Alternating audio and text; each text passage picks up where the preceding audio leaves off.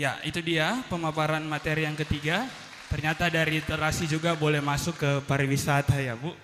Dan saat ini kalau tadi kita bersama sudah mendengarkan betapa pentingnya perpustakaan, transformasi perpustakaan, bahkan yang terakhir literasi itu sendiri. Sekarang kita akan mendengarkan pemaparan yang terakhir dari pegiat literasi Bapak Eka Chandra Kahiking SPD yang akan memaparkan bagi kita semua keadaan real literasi, bagaimana sebenarnya literasi yang ada di Kabupaten Kepulauan Siau Tagulandang Biaro. Dipersilakan Pak.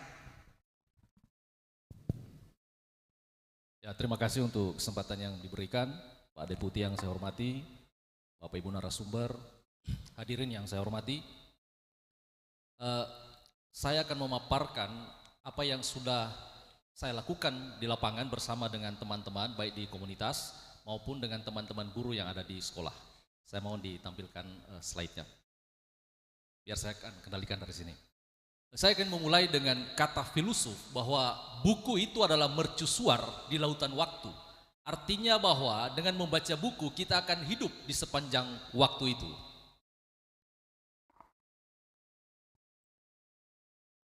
Nama saya Eka Chandra Kahiking, saya tergabung dalam tim pendamping literasi daerah Sulawesi Utara yang diinisiasi oleh Balai Penjaminan Mutu Pendidikan Sulawesi Utara.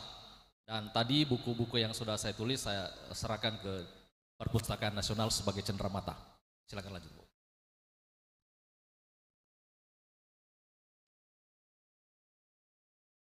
Ya. Nah, apa yang saya paparkan di sini adalah gerakan literasi dari sekolah dan ke masyarakat. Jadi apa yang kami lakukan di sekolah selama ini, kami mulai dengan melihat situasi yang ada di sekolah.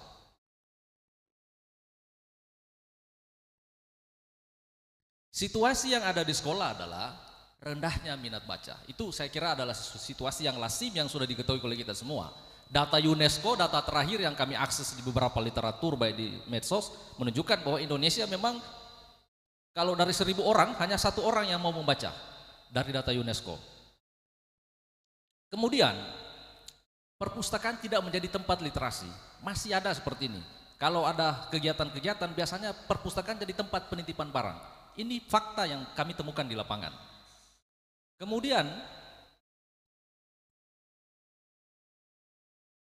perpustakaan dalam kondisi yang rusak sehingga tidak bisa kita manfaatkan. Maka kalau rusak luarnya, pasti kalau kita lihat di dalamnya, saya mau izin berdiri ya Pak, bisa. Nah, maka kondisi fisik buku di dalamnya tidak bisa kita pakai. Berjamur, kita harus bersihkan dan kita pakai buku-buku itu dalam kondisi yang sudah tidak layak pakai sebetulnya. Tapi kita bersihkan karena hanya itu yang kami punya di sekolah.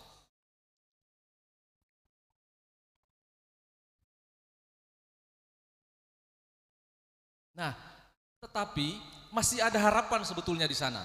Kami meyakini bahwa dengan adanya Permendikbud nomor 23 tahun 2015 tentang penumbuhan budi pekerti, ada sih sebetulnya. Gerakan literasi itu sudah terjadi di sekolah-sekolah. Kami tahu bahwa di semua sekolah di wilayah dinas pendidikan itu sudah ada pojok-pojok baca di kelas-kelas. Hanya sayangnya itu masih sebatas simbol. Tidak dimanfaatkan seperti yang terjadi saat ini. Ada transformasi, minimal itu transformasi di tingkatan sekolah. Nah, harapan inilah yang mau kita gerakan. Artinya kalau kita mau menguatkan literasi berarti ada kekuatan awal. Kita punya harapan ini. Maka apa yang kami lakukan? Tantangan yang kami harus hadapi adalah data rapor pendidikan tahun 2021. Kemampuan literasi numerasi untuk Kabupaten Kepulauan Sitaro itu berada di bawah kompetensi minimum. Itu yang kuning-kuning ini ada di bawah kompetensi minimum. Nah, ini yang akan kita perbaiki. Tantangan ini kita jawab dengan melibatkan ekosistem pendidikan. Jadi ekosistem pendidikan ini kita libatkan mulai dari orang tua, masyarakat, komite sekolah, dan tentu saja teman-teman guru di sekolah. Kita ajak untuk berdiskusi, mencari solusi dari masalah yang kita hadapi. Kita yakinkan orang tua bahwa literasi itu penting. Literasi itu adalah fondasi hidup suatu bangsa. Kita hadirkan orang tua, kita cari solusinya, dan kita menginisiasi untuk membuat namanya Taman Literasi di SMP Negeri 3 Siau Timur. Lokasi tamannya kita manfaatkan karena halaman SMP 3 ini cukup luas, ada di samping kelas. ini lokasi taman literasi sebelum kita buat taman literasi dalam, dan kemudian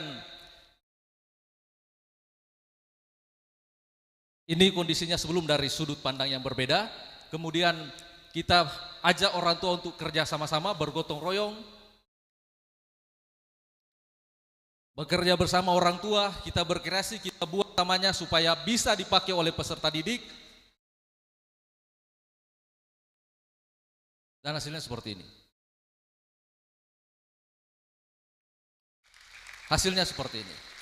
Taman literasinya sekarang sudah dimanfaatkan oleh teman-teman guru, bisa tanya, mereka ada di sini. Peserta didik juga kami hadirkan ada di sini. Sehingga dengan ruang literasi ini, maka kita juga menciptakan lingkungan yang kayak teks. Jadi di setiap pohon itu, ya tidak ada akal lain Bapak Ibu. Walaupun saya tahu tidak boleh paku pohon itu dengan paku, tapi tidak ada cara lain, terpaksa orang paku. Tulisan-tulisan itu kita print di baliho, kemudian kita paku di pohon-pohon yang di sekitar taman itu. Walaupun nanti kami cari caranya bagaimana supaya tidak melukai pohon itu. Nah, dengan adanya tim literasi ini telah menjadi ruang terbuka, seperti yang disampaikan tadi, bahwa tidak mesti perpustakaan itu menjadi ruang yang tertutup. Dan buku-buku di sini kami biarkan sampai saat ini di luar. Karena saya bilang tidak ada orang yang mau mencuri buku. Dia mau curi untuk apa? Mau dijual? Tidak mungkin. Kalau dia mau pencuri, paling-paling dia ambil backing pembungkus kacang. Dia punya kertas. Jadi biarkan saya di luar, masyarakat mau datang, dia mau santai-santai duduk di sini silakan. Masyarakat Kampung Kana mau online di sini silakan. Yang intinya kita hadirkan ruang terbukanya dulu, dan ke depan nanti kita akan tingkatkan, bikin jadwal. Dan kami juga mohon bantuan, sudah kami usulkan proposal ke Dinas Perpustakaan, tolong tambah DP buku. Karena sebagian besar buku ini, buku di perpustakaan lama, dan sebagian lagi buku milik pribadi para guru yang diletakkan di situ. Ya, terjadi peningkatan minat baca. Walaupun ini terus kita dorong. Setiap jam istirahat, setiap ada jam lowong, kita dorong anak-anak untuk berliterasi di taman literasi.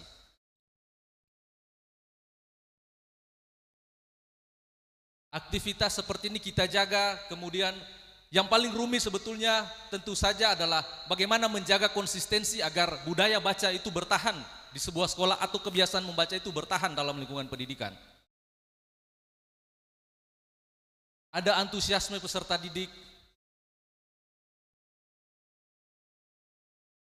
Mereka mulai menyadari bahwa membaca itu penting.